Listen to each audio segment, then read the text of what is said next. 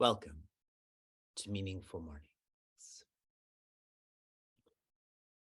Tomorrow is Republic Day. Republic Day for Bharat, for India. For those who don't know, Bharat first became free of foreign invasions, foreign rule. And afterwards, Bharat found direction. Direction through a constitution, direction through a purpose. So first freedom and then direction. Relating this to all of us, every one of us is externally free. You can move your hands. You can say what you want. For most, you do have political freedom, financial freedom, and so on.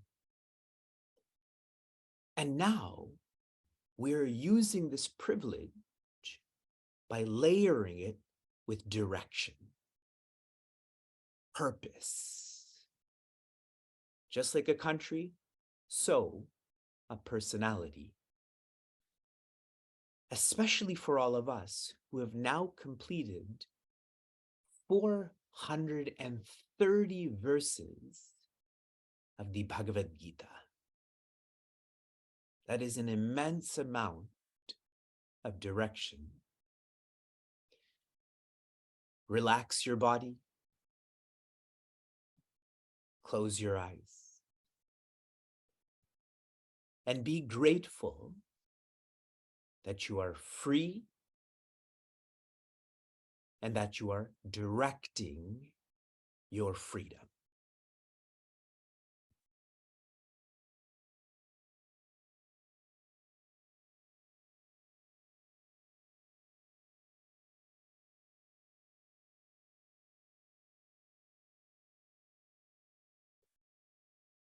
With your body still relaxed, eyes still closed. The highest expression of prayer is to be grateful, like all of you are. A lower expression of prayer is to be purposeful. Right now, there are many members of our community who are physically unwell. A member of our community has just been diagnosed with breast cancer. Another member of our community is having intestinal problems, which they cannot figure out what is happening.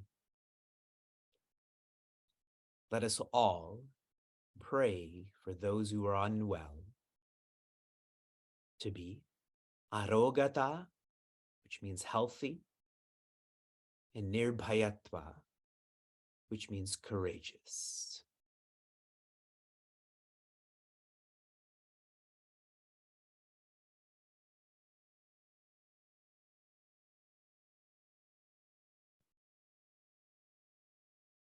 Shri Krishna Sharanam Mama.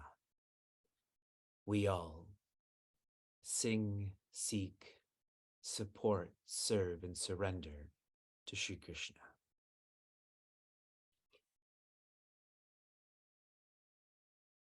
Everyone can inhale, open your eyes, smile. Pujya Swami Tejomayananda has shared that a heart that does not melt is not a heart. There's no use for such a heart other than to pump blood. And we're observing with Prince Arjuna that his heart is melting. How do you know if your heart is melting? You feel closer and closer and closer to Shri Krishna. In verse 15, he uses the word Brahmanam. Who is using this word? Prince Arjuna. He's expressing his heart melting. That in Shri Krishna, I see Bhagavan Brahma on top. In verse 16, he uses the word Ananda. Ananta is another name for the bed of Bhagavan Narayana, that is the bottom. So in Sri Krishna, there is the highest, there is the deepest. In these verses that we've explored so far, Prince Arjuna is using references like, you don't have a beginning, you don't have an end. Whenever such references are shared in reference to the divine, they demand reflection. If an entity doesn't have a beginning nor an end, that means you cannot become that entity. That means you are that entity. Change entity to infinity. We all know infinity has no beginning, has no end. That means you can't become infinity. Infinity is. Infinity is means you are infinity. This demands unlearning. The majority of our effort goes into learning. More IQ, more CPD, and so on. What we are doing together, and this is more difficult, we're not used to it, is unlearning. For those who study contemplation with me, I consistently use the word uncovering. And it's hard for us. We keep covering ourselves with more clothes, more makeup, more positions, and so on. What Prince Arjuna is seeing and understanding is the Vishwarupa Darshana. When we reach the end of this chapter, we will say this chapter's theme is Vishwarupa Darshana. Prince Arjuna is seeing and understanding that he's in this master of the multiverse. Until now, he was having a Vyashti Rupa. Vyashti means micro, that this is who I am. But now I'm seeing and understanding that the micro is in the macro. More insights into this. I'd pointed out that Prince Arjuna is called Mahabaho, the one with skillful arms. But here he uses the word Aneka Bahu, the one with endless arms. Which is more divine, having skillful arms or endless arms? Prince Arjuna is losing himself. That is an amazing feeling. When you can't sleep and all of a sudden you lose yourself to sleep. That itself, we would pay so much for.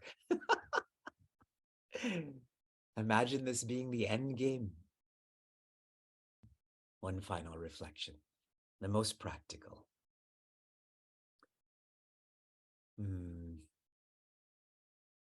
By Prince Arjuna seeing himself in Sri Krishna, the implication of this is he depends on Sri Krishna.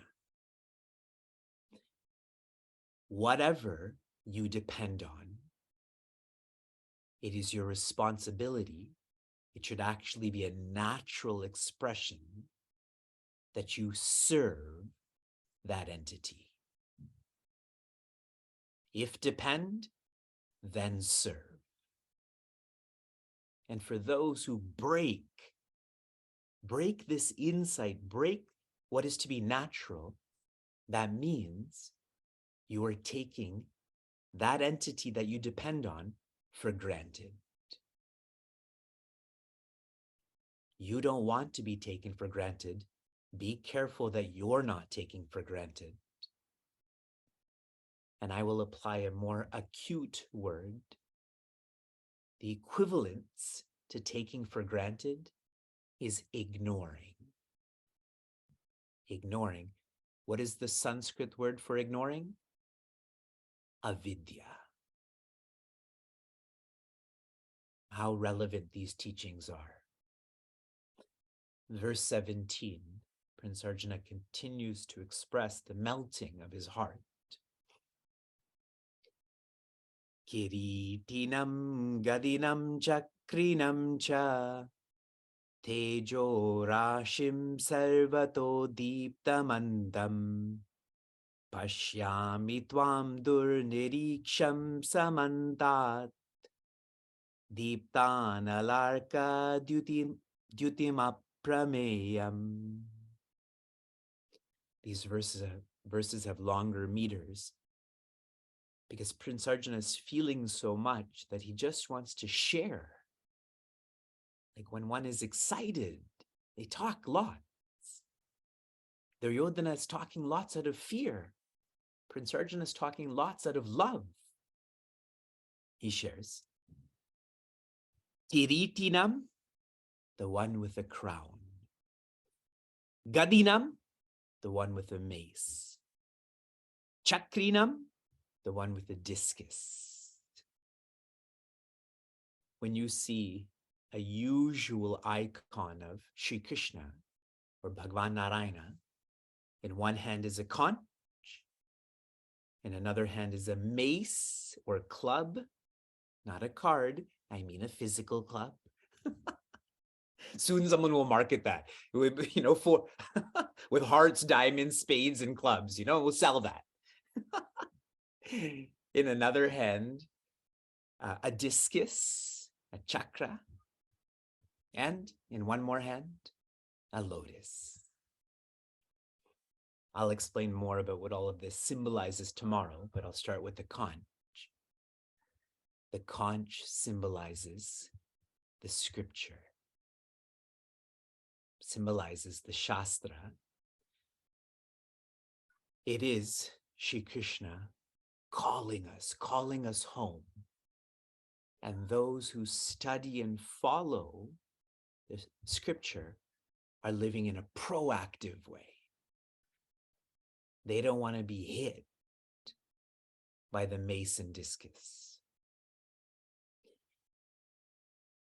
Tejo Rashim, you are an example, an icon of brilliance. Sarvataha, there is no direction you're not in. Deeptimantam, and this is shining. When one is in love, they keep using words that often sound redundant. Tune into the love of Prince Arjuna, not the words. Nonetheless, some insights into this. What is it that shines in an unconditional way? Awareness. Right now, Prince Arjuna is tuning to this awareness externally, saying it's brilliant and so on. But Shri Krishna is not brilliant in a yellowish, glowy sense. He's awareness. And for all of us, anyone who identifies with awareness, they're more observant. They observe more as the observer. They radiate such brilliance. We are attracted to people who identify with awareness. That's Prince Arjuna loving Shri Krishna. Pashyami tvam, seeing you, durniriksham samandat, it is difficult. In every direction that I try to see you, it's difficult to see you. And the point of this is, remember the divine eyes Prince Arjuna has. Even with divine eyes, it is difficult to see Shri Krishna. For one with non-divine eyes, the one with worldly eyes, it is impossible to see and understand Shri Krishna. But further than this, Prince Arjuna describing this as being difficult, it's because you can't objectify awareness. You can only be awareness.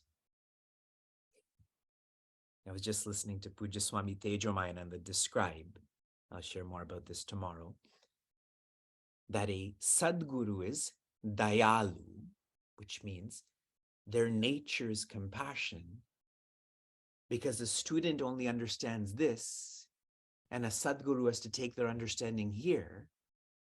But how? How do you lift an understanding to the infinite? Using the finite. Finally, Deepta Anala, a blazing fire. Then, Arka Dyuti, a burning sun. Aprameyam, which means beyond all of this. Prince Arjuna is using what he knows to ascribe that to Sri Krishna, like a burning fire, a blazing fire and a burning sun. That's what he's seeing, but remember the understanding. Aprameya means and beyond this. There's the greatest, and then there is God. Coming back to how I began, a heart that does not melt. What is the point of such a heart? Feel what Prince Arjuna is feeling. From inspiration to application. Your application yesterday was for you to feel you're an employee of Sri Krishna. How many of you tried by show of hands? Good. The rest of you are more interested in your check, correct? That's your real employer. Those who feel that Sri Krishna is their employer, they stabilize their life then. If my company and employer are unstable, how am I going to be stable? Sri Krishna, or awareness and Sri Krishna, are the most stable. You will know that you're an employee of Sri Krishna if you just feel more stable. Your application for this morning is, I want you to place a conch near where you work. You could work professionally, you could work in the kitchen, wherever you work, place a conch there. A physical conch or a digital conch, or you spell out conch, but keep a conch there. Shanti, Shanti, Shantihi. Be safe, be sound, be serene, be joy.